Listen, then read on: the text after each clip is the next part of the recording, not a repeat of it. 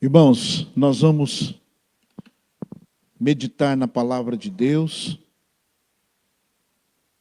e hoje nós vamos ver uma epístola, uma carta de Paulo a um servo amado chamado Filemão. Filemão, apenas um capítulo de 25 versículos. Nós vamos ler os 7 primeiros versículos de Filemão.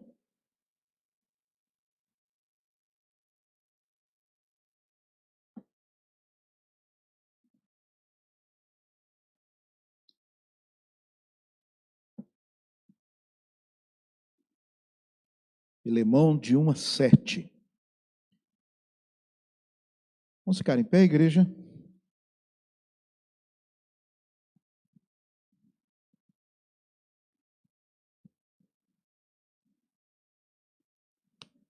Paulo, prisioneiro de Cristo Jesus, e o irmão Timóteo, ao amado Filemão, também nosso colaborador, a irmã Áfia e Arquipo, nosso companheiro de lutas, e a igreja que está em tua casa.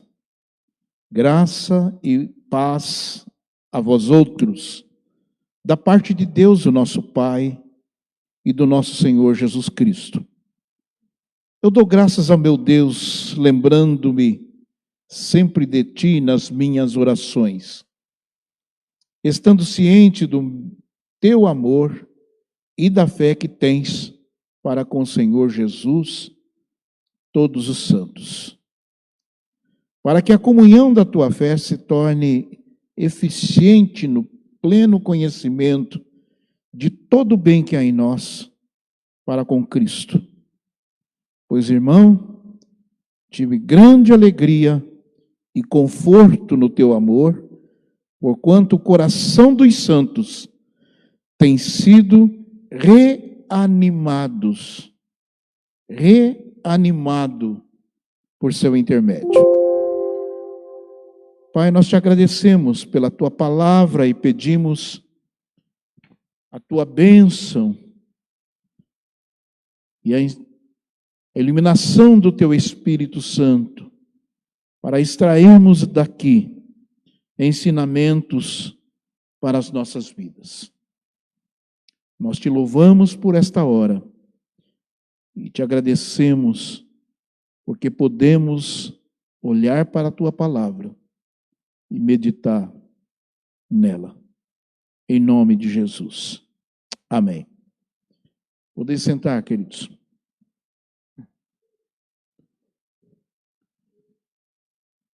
É interessante que tem 2 livros de apenas um capítulo no Novo Testamento. É de Judas, que tempos atrás nós meditamos na escola dominical em 3 estudos sobre o livro de Judas, e de Filemão.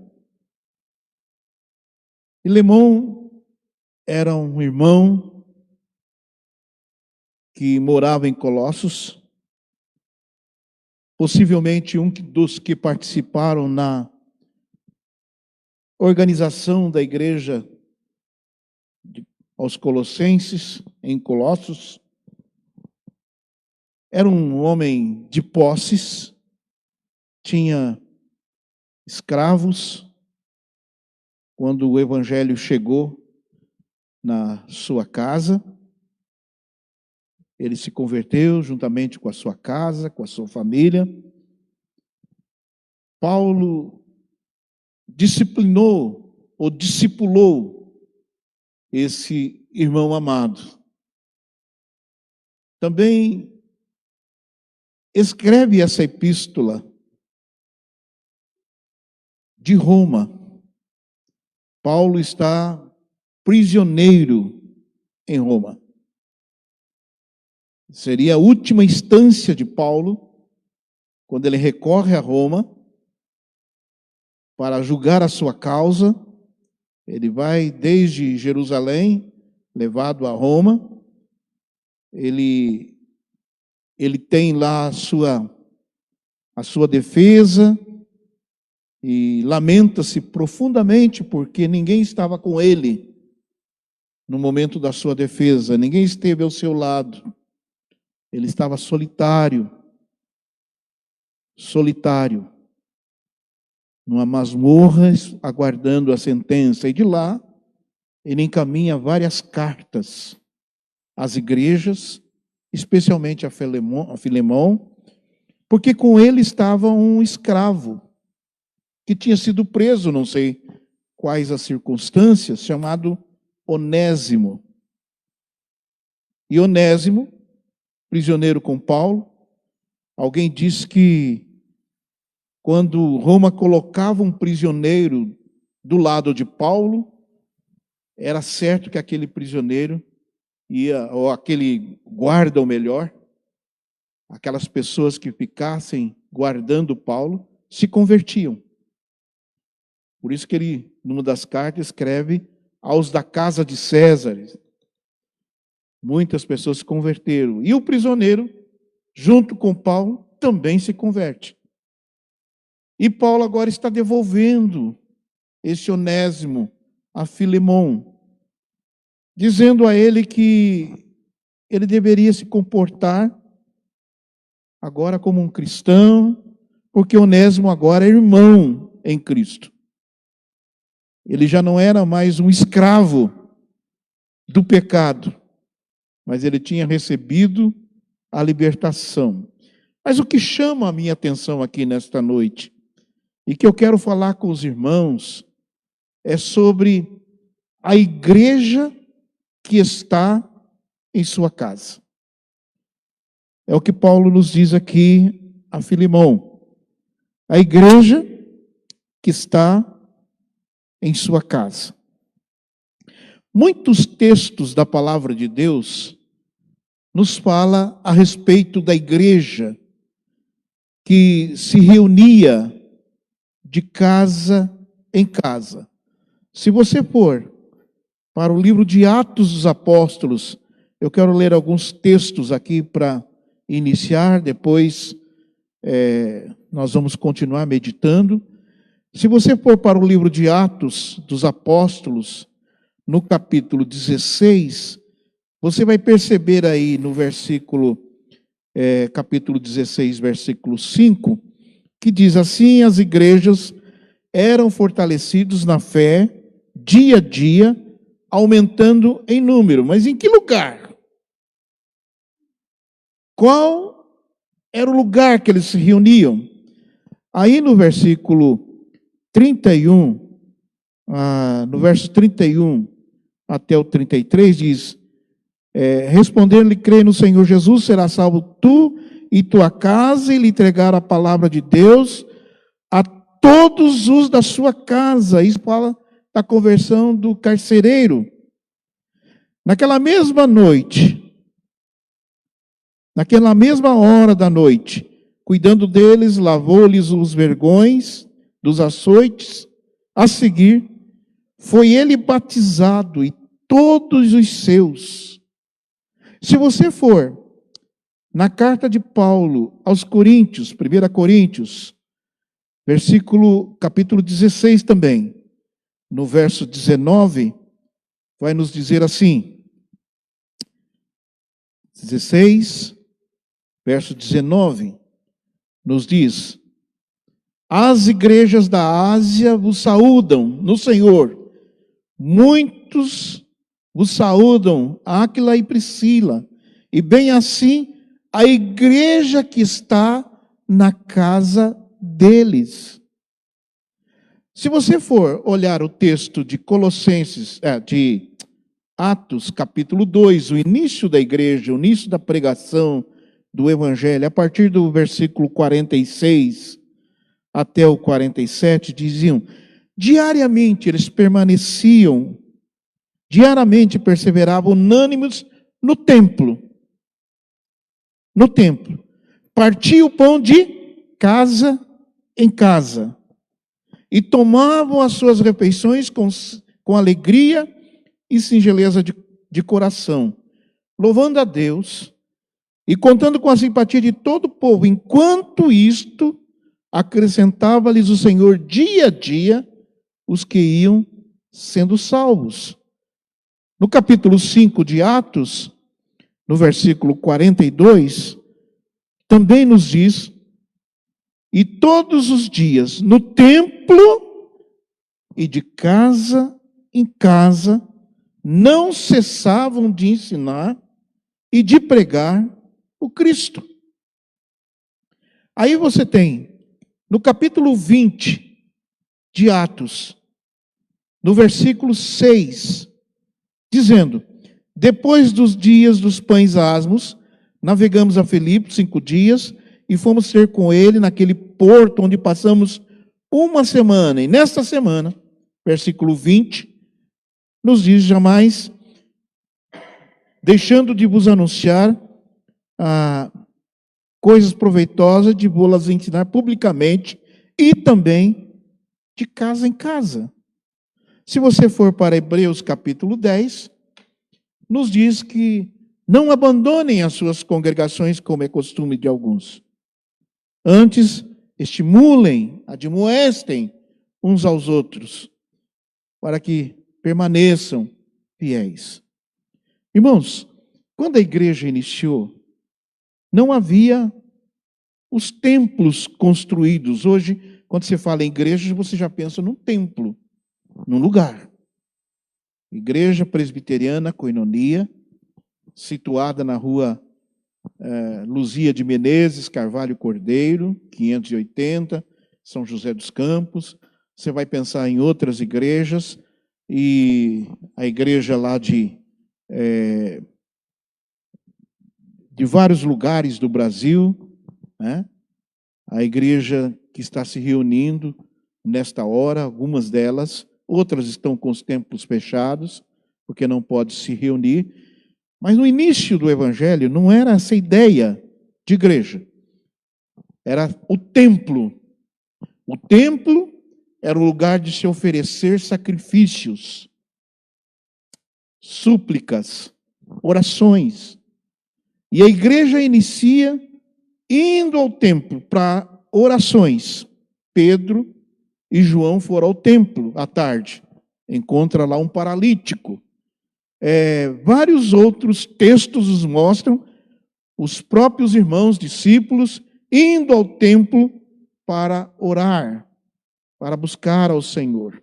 E tinha o dia das festas, das purificações, o templo que oferecia-se os sacrifícios e tudo mais.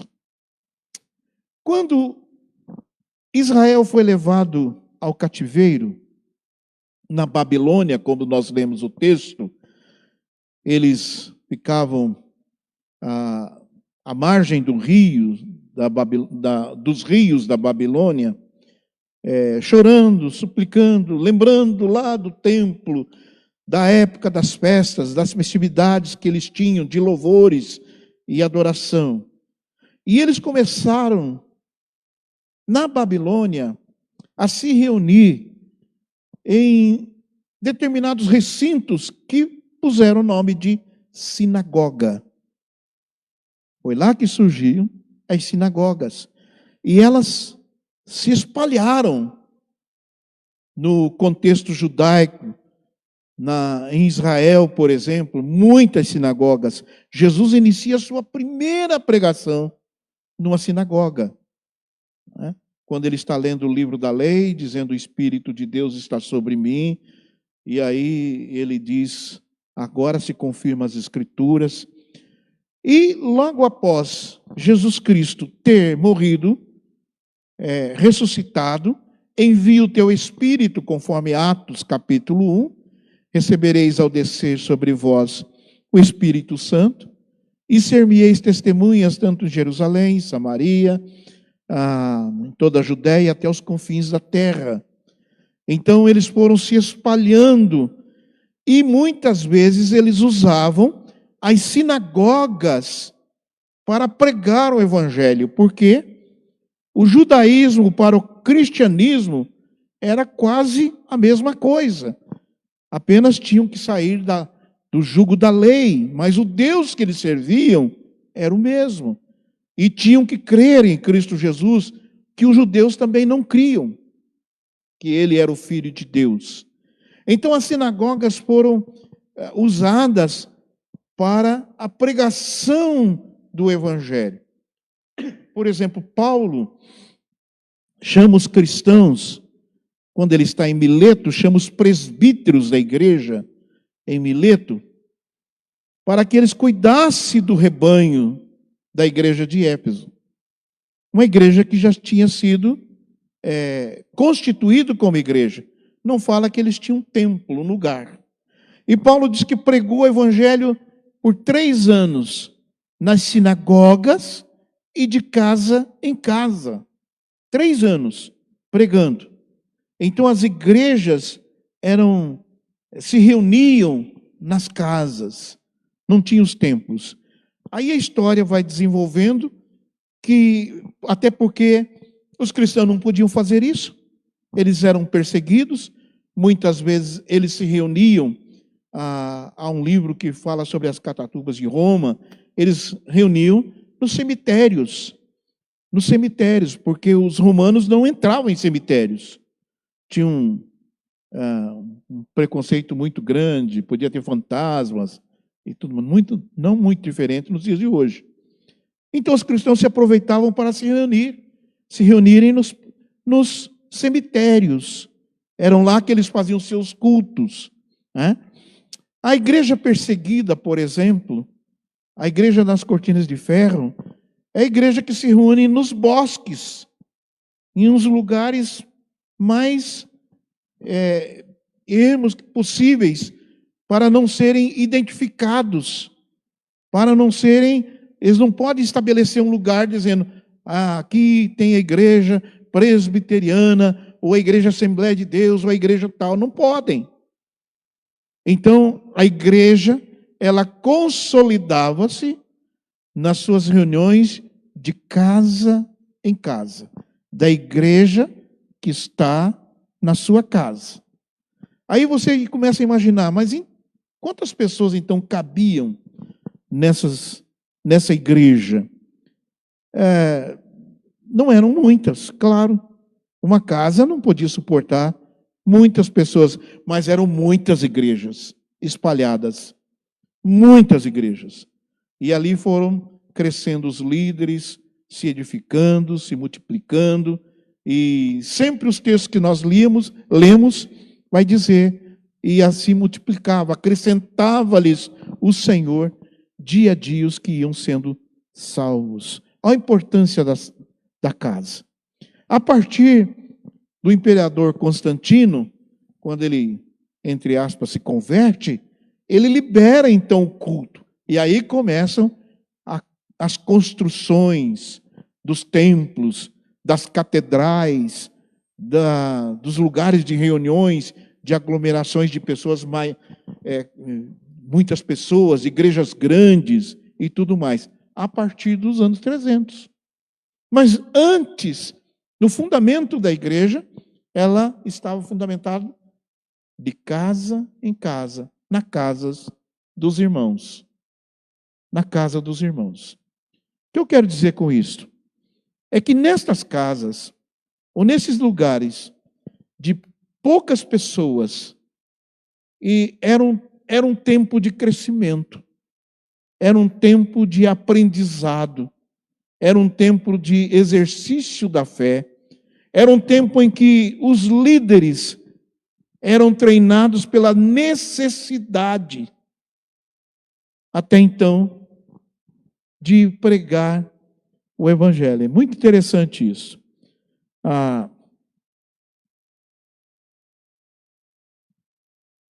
O meu pai, ele era um evangelista. Meu pai era um homem assim muito temente a Deus. Ele viu o reino de Deus, ele orava muito por obreiros, sempre nas suas orações dizia, mande mais obreiros, manda mais pregadores, a seara é grande, os campos estão prontos, e ele não tinha muito a articulação de comentar um texto bíblico, de expor a palavra, mas conhecia a palavra, muito, conhecia muito. Eu lembro uma vez que, num culto de quarta-feira, ele me disse: você vai dirigir o culto hoje. Dirigi para 4 pessoas, 5 pessoas, mas as minhas pernas não aguentavam ficar em pé. Aí, o que eu vou fazer?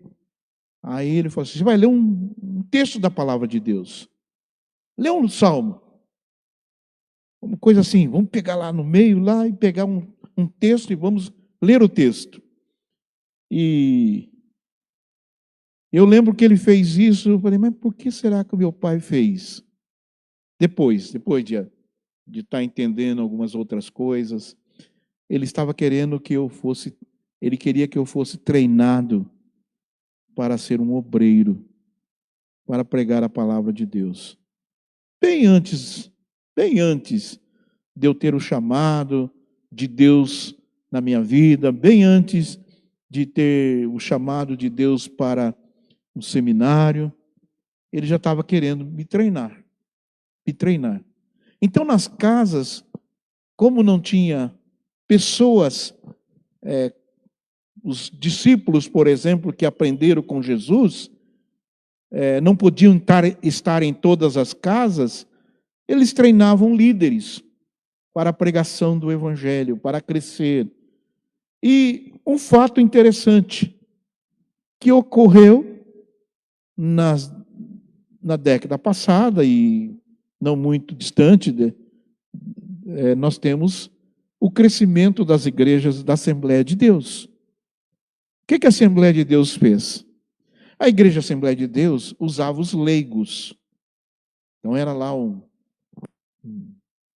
uma pessoa que começava a aprender, tornava-se um presbítero da igreja, logo ele abria na sua casa, lá na garagem, um salão, e começava a pregação, trazendo pessoas, logo tinha que construir um templo. É isso mesmo, irmão Ulisses? Dá um glória aí para todo mundo ver aqui. Aê!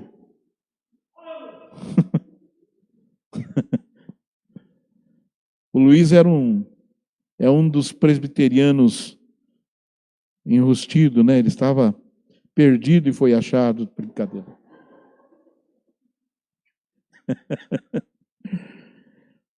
Mas eles começaram a desenvolver os trabalhos com os leigos e cresceram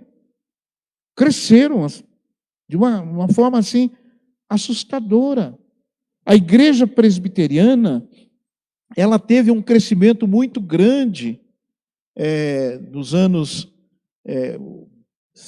50, 60, devido a esse trabalho de congregações. Abriam-se muitas congregações e tornaram-se grandes igrejas. Hoje nós nos encolhemos, hoje nós estamos felizes no nosso sofá, com um cobertorzinho. Estou falando com você, presbiteriano da Coinonia. Está aí na sua casa, com um cobertorzinho, assistindo, ouvindo. É com você mesmo. Preguiçoso, não vem mais à igreja, né? Então, a igreja começou a encolher, porque nós desaprendemos.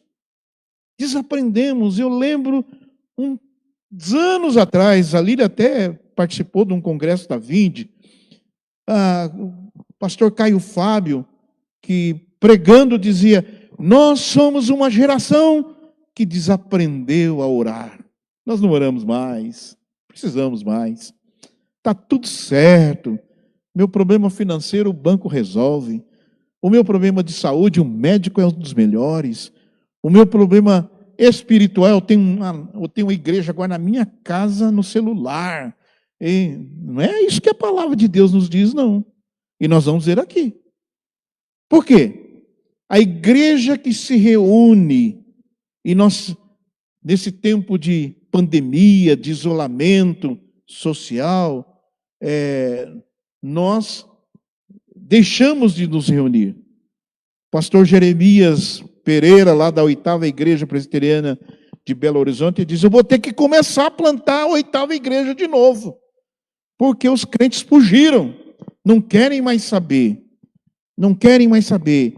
Eu preciso me distanciar, eu preciso me isolar, porque eu não quero pegar o vírus. Amanhã está lá na lotérica pagando as contas, está lá no mercado fazendo compras, está lá no trabalho, está em todo lugar. E é possível que você pegue um vírus lá e não na igreja. Não é maldição não, estou brincando.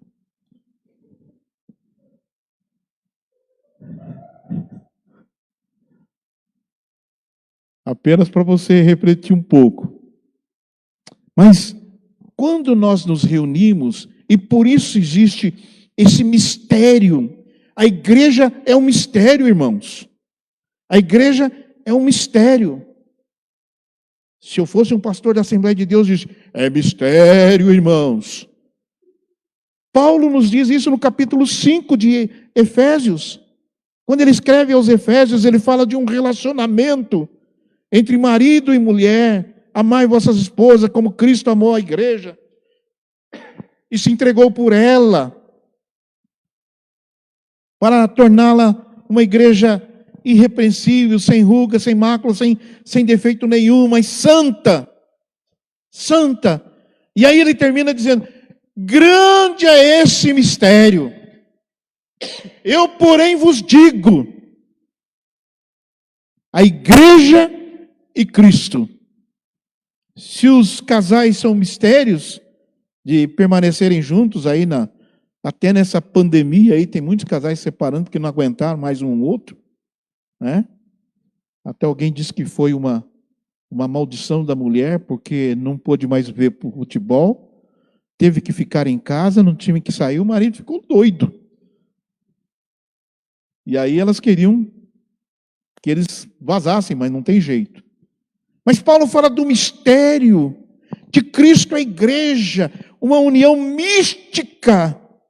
E quando nós estamos como igreja, não existe igreja de si mesmo. Não existe igreja do solitário, do eu. Eu me basto. A igreja, ela é sempre na dependência do outro. Eu preciso do outro. É o outro que me fortalece, é o outro que me faz crescer. É o outro que intercede nas minhas fraquezas. É o outro que celebra comigo as vitórias. É a igreja da comum unidade. Somos iguais, que tiram as diferenças. Então é essa igreja que Paulo está escrevendo a Filemão, dizendo: a igreja que está na sua casa. A igreja que está na sua casa. E ele dá 4 referências aqui sobre essa igreja. Primeiro, é uma igreja movida de amor. Versículo 5. Ele nos fala assim. Versículo 5. Estando ciente do teu amor e da fé que tens para com o Senhor Jesus e todos os santos. A igreja, ela é a expressão do amor de Deus. Policarpo disse que quando levavam João para a igreja, para ser ouvido pela igreja, colocavam ele diante dos irmãos, o apóstolo João, na sua velhice, já quase nem enxergando mais, ele dizia: filhinhos, amai-vos uns aos outros. Todas a epístola, as 3 epístolas de João, ele vai falar sobre o amor. Amai-vos uns aos outros. É na igreja que nós vamos aprender a amar a Deus sobre todas as coisas. Porque se nós tiramos as nossas diferenças, nós tributamos louvores, honra e glórias àquele que é digno de recebê-la. O nosso Deus. Amar o Senhor. E é da igreja, nessa atmosfera de presença de Deus, da glória de Deus, das manifestações de Deus, é que saem verdadeiros missionários que são levados para os lugares mais difíceis, até mesmo para morrerem pelo Evangelho de Jesus Cristo. A Sexta Igreja de Uberlândia, desde ontem, está fazendo conferência missionária. E os missionários dando os relatórios de onde eles estão. E falando das dificuldades. Mas não existe um missionário que está lá dizendo, eu estou sozinho. Ninguém está me vendo, ninguém está escrevendo para mim. Ele é missionário. Ele tem um chamado de Deus para a sua vida, mas ele é sustentado pelo amor de Deus e da igreja do Senhor. Nós amamos ao Senhor. Amar a Deus. Amar a Deus sobre todas as coisas. É na igreja que nós aprendemos que Deus tem que estar em primeiro lugar. Não é a minha família. Não é o meu emprego, o meu trabalho. Não são as minhas posses. Deus em primeiro lugar. Amarás o Senhor de todo o teu coração e de toda a tua alma. Amar a Deus, amar o próximo. É nesta igreja que amar a família é algo mais importante, porque nós começamos a dizer que os valores de comunhão começam em casa. Deus em primeiro lugar e a família. Deus na nossa vertical, a família na nossa horizontal. E aí esse amor é muito mais do que a gente pensa. Jesus disse, olha, aquele que não deixar pai e mãe por minha causa, não é digno de mim. Aquele que não deixar marido, filhos, esposas, por minha causa, não é digno. A família é fundamental quando ela está no altar do Senhor, juntos, lutando a mesma luta, a mesma guerra, vencendo os obstáculos. Amar. Amar. E amar a igreja. Não é amar a instituição. Tem muita gente que morre pela instituição. Muitos pastores que morrem pela instituição. Não, a instituição, ela é necessária.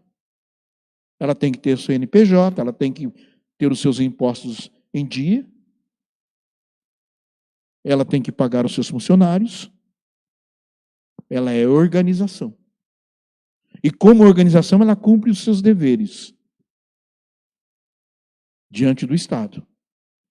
Mas ela não é só organização, ela é, acima de tudo, organismo. Organismo. O organismo é quando somos o corpo de Cristo. Alguém são os pés, o outro são as mãos, o outro os olhos, a boca, os ouvidos. E aí nós temos o corpo.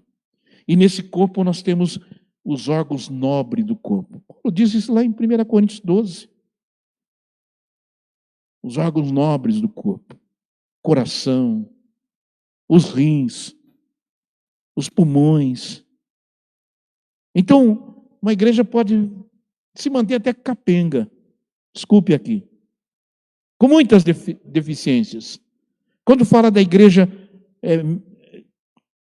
uns aos outros, e nós vamos começar a estudar isso na escola dominical, a partir do domingo que vem, a professora Kelly vai estar ministrando, de uns aos outros,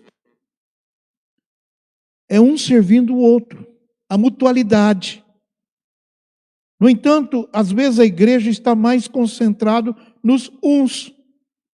Os uns que trabalham, que fazem, que movem, que fazem a igreja funcionar. Os outros estão sentados aí no sofazinho, ouvindo o cobertorzinho, não participam.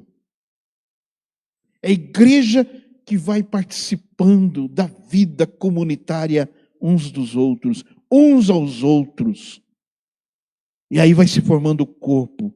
Órgãos nobres não se vê, você não vê um coração pulsando. Não está lá o coração para fora. Não está lá os rins. Não está lá os pulmões para fora. Está tudo escondido. Escondido. E são esses órgãos que dão vida ao corpo. Já viu algum líder lamentar dizendo, ninguém está ligando para mim? Já viu algum pastor dizendo, eu estava doente, ninguém foi me visitar? Ninguém olhou para mim? Ninguém fez, não é pastor. Porque ele é órgão nobre do corpo. Ele joga vida.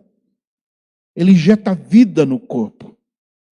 Ele não precisa destas coisas para sobreviver. Outros estão precisando de um ânimo, de um fortalecimento. Isso é o amor. É o amor. Não existe uma igreja de um olho de 80 quilos e dizer, eu me basto. Eu sou a igreja. Eu já vi alguém dizer assim, eu sou a igreja. Não é nada. Se você não estiver ligado ao corpo, você não é nada. Nada. Por isso, você precisa de uma igreja. E nessa época que estão já saindo da pandemia, vocês que estão nos assistindo, são muitas pessoas. Muitas. Preste atenção. A hora que estiver liberando aí, você vai procurar uma igreja. Vai procurar uma igreja séria. Uma igreja que pregue a palavra, que viva a palavra para ser edificado na palavra. A igreja que vai demonstrando o seu amor para com Deus. A igreja que vai demonstrando o amor para com a família. E a igreja que vai demonstrando o amor para com os irmãos e o mundo. O mundo está perdido. O mundo está caminhando para a destruição. Destruição. E Jesus vai voltar. Vai voltar. Não esqueçam disso. Não esqueçam disso. E pode ser essa noite, porque é uma noite fria. Ele pode voltar essa noite. Ah, mas como é que o senhor afirma um negócio desse? Você pode morrer essa noite. Ele já voltou para você. Para você. Acabou. Tem mais chance. Então, como diz a palavra de Deus, prepare-te, ó Israel, para encontrares com o Senhor teu Deus. Em segundo lugar, essa igreja na casa de Filemão, a igreja que está na sua casa, desenvolvia a fé. Versículo 5 ainda.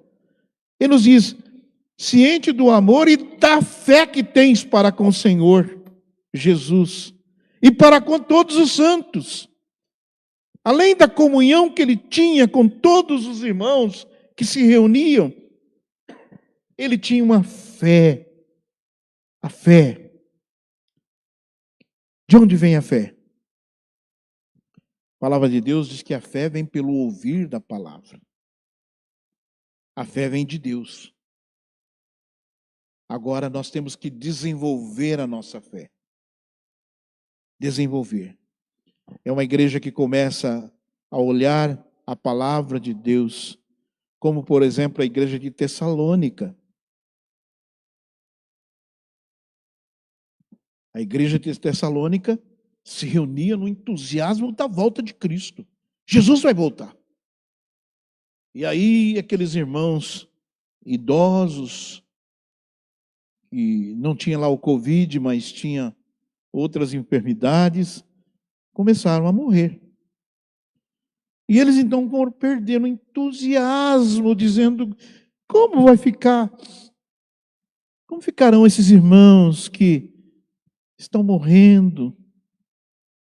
Esses irmãos que não aguardaram, Jesus não veio ainda. Aí Paulo escreve aos Tessalonicenses dizendo, Irmãos, quanto aos que dormem, não fiquem preocupados, porque eles ressuscitarão primeiro. Eles terão essa primazia, esse privilégio de ressuscitarem primeiro. Depois nós, na sequência, seremos transformados. Então, Paulo anima, dizendo, animai-vos, consolai-vos uns aos outros com estas palavras, que a morte não é um fim, mas a morte é um processo, é um meio para estarmos eternamente com o Senhor. A morte, ela, como decorrência do pecado, como consequência do pecado, o apóstolo Paulo escreve em 1 Coríntios, capítulo 15, sobre a vitória da morte. E dizendo, onde é que está a morte, o teu aguilhão? Onde está a tua vitória? Porque agora Jesus venceu a morte. Ele ressuscitou e nós ressuscitaremos com ele para sempre. Aleluia. Glória a Deus. Para sempre. Você que perdeu aí um querido nessa pandemia, mas um crente fiel, prepara o seu coração para encontrar com ele. Porque a palavra de Deus nos garante que nós vamos ressuscitar um dia para estarmos para sempre com ele. Não é, Mateus? Quando a vovó Helena sair lá daquela sepultura, vitoriosa, uma mulher que andou na presença do Senhor, amou o Senhor, esteve sempre com seu coração voltado para o reino de Deus e a sua justiça. Vamos ressuscitar primeiro. Primeiro. Não é? Desenvolver a fé para agradar a Deus.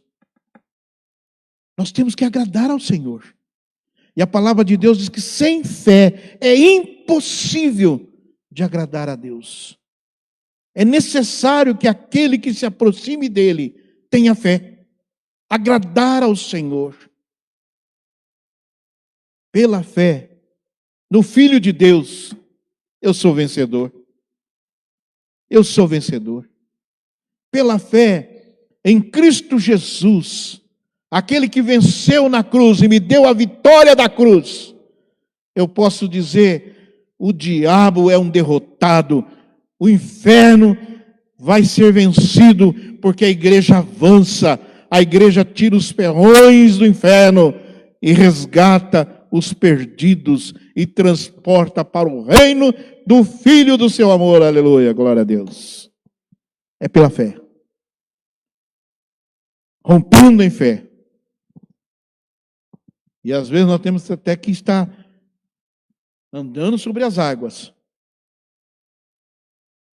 Mas é na igreja que nós aprendemos. São os testemunhos, às vezes.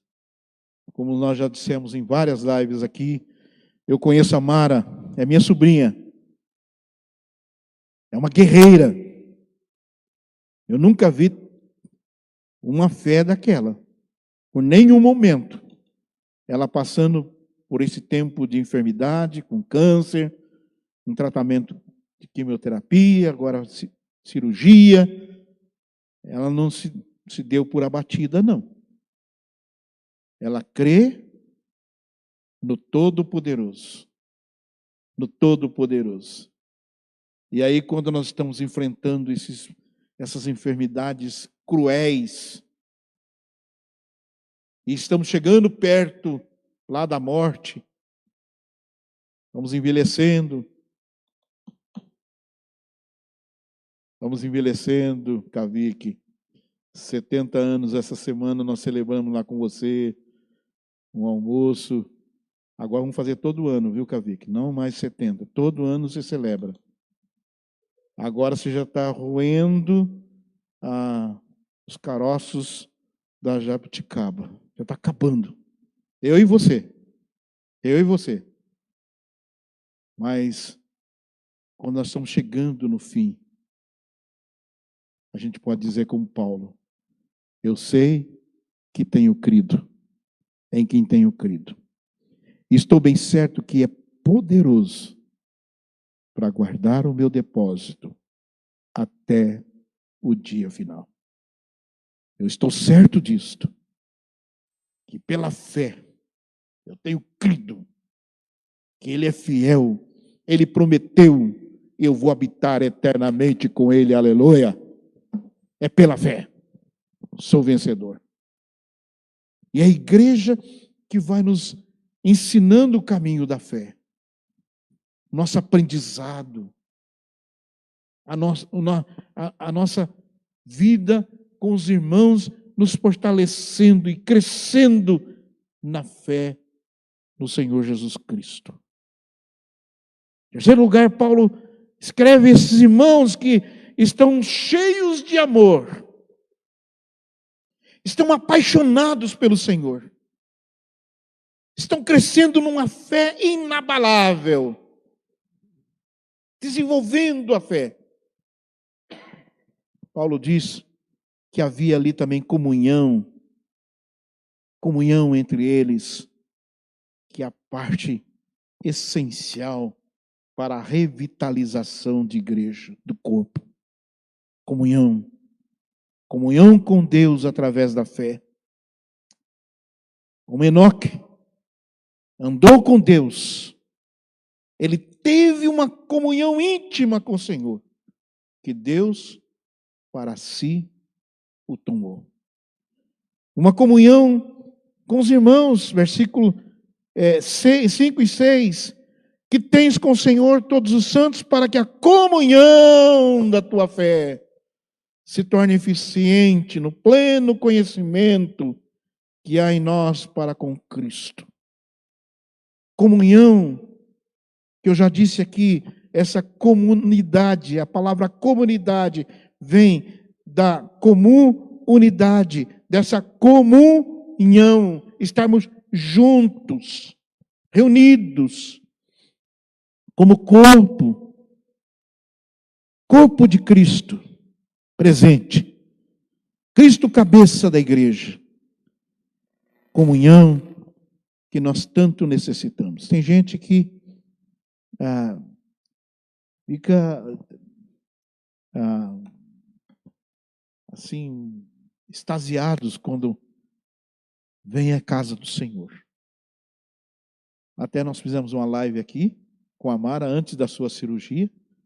Ela disse: que alegria eu poder entrar na casa de Deus. Que alegria de poder participar. Que alegria que eu tenho de estar em comunhão com os irmãos. Por isso,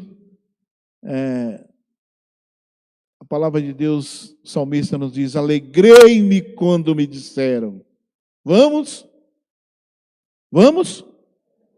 na casa do Senhor. Vamos na casa do Senhor. A minha alegria de estar na tua casa. O salmista diz: eu prefiro estar um dia na tua casa do que permanecer na tenda da perversidade. Eu prefiro estar na casa do Senhor. Eu prefiro ter comunhão com os irmãos, de estarmos emanados juntos, arraigados na palavra de Deus, crescendo no conhecimento de Deus, ter comunhão, ensinando e aprendendo, mutualidade. Mas por último, Paulo diz que eles estavam também no conhecimento pleno do Senhor. Versículo 6. Se torna eficiente no pleno conhecimento de todo o bem que há em nós para com Cristo. Conhecer a plenitude de Cristo. Lucas registra isso em Atos dos Apóstolos. Desculpem. Paulo registra isso em Efésios, capítulo 3. Ele nos fala assim, Efésios 3, o verso 9. E manifestar qual seja a dispensação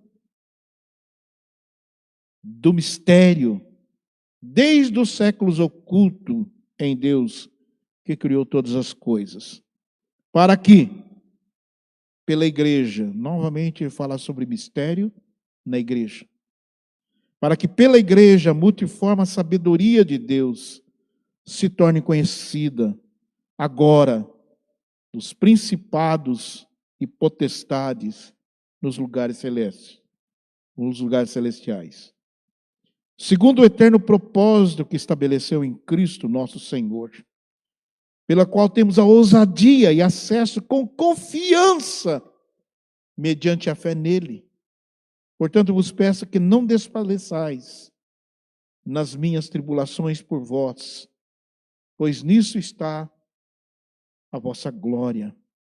Por esta causa, aí, Amir, por esta causa, eu me ponho de joelhos diante do Pai, de que toma o nome de toda a família, tanto no céu como sobre a terra, para que, segundo a sua riqueza, da sua glória, vos conceda que sejais fortalecidos com poder, mediante o seu Espírito que habita, mediante o seu Espírito no homem interior, e assim habite Cristo no vosso coração pela fé, estando vós arraigados e alicerçados em amor. Paulo está resumindo tudo que nós dissemos aqui. A fim de poderes compreender com todos os santos, com a largura, o comprimento, a altura, a profundidade, e conhecer o amor de Cristo que excede todo entendimento, para que sejais tomados de toda a plenitude de Cristo. E aquele que é poderoso para fazer infinitamente mais do que tudo quanto pensamos, conforme o seu poder que opera em nós. A Ele seja glória na igreja que está na sua casa. Está falando em Efésios? Não tinha templo. Na igreja que está em sua casa, em Cristo Jesus, por todas as gerações, para todo sempre. Amém.